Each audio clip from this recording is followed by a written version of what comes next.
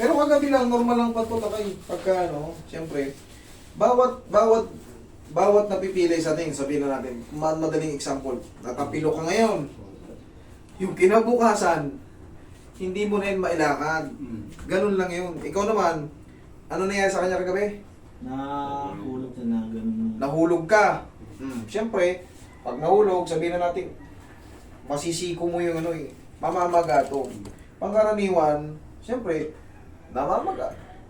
Hindi ko maikilos, ang sakit.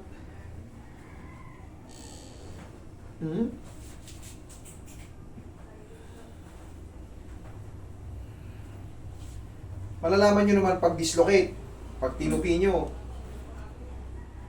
yan. Ayaw. Yan na. Ay, hindi. Akala ko ayaw. Tinitigasan mo pala eh. Akala ko ayaw. Masakit nga. Pagka hindi matupi, yan na. May chance na dislocation niya. Kaya natutupi. Akala ko kanina, ayaw eh. Doon natin i-adjust ng medyo, ano, natutupi naman pala. Pero, akaling Pauroy. Ano lang to? Mga bandage yan. Para kahit pa paano, makita ng mga kasamahan mo na may nararamdaman ka kasi pag natatabig yan, lalong sasakit. Kasi for the meantime, wala akong ibang gagawin dito kundi waiting lang. Ako na yung may bandage yan. Para pag nakita ng mga kasamahan mo, hindi ka babanggayin. Para mo lang sinuntok yung bato. Pak! Ganun lang yan. Pero wala kang dapat katakot, hindi dislocated. Tsaka malalaman mo pag may fracture din. Siyempre, kapain mo yung buto.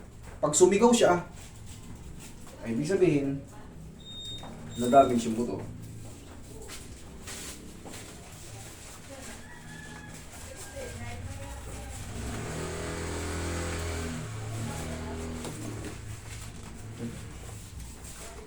Double check. Relax lang. Wala naman. Huwag mo na ba? Huwag tigasan. Akin na yung kamay mo. Huwag mo itukod dyan. Yan. Relax. Lambutan mo lang. Isa pa.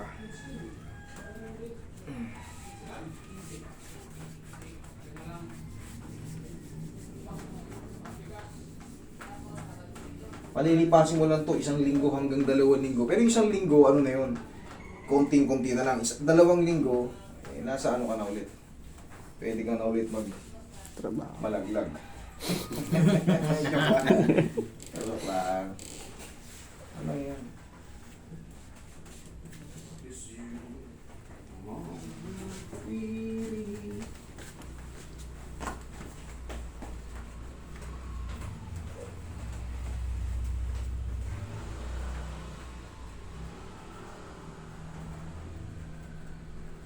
Ayan. O, pag nakita ka ng katrabaho mo, may bandage ka, o, iiwasan kang tabingin. Kasi, alam nila, may injury ka. Okay?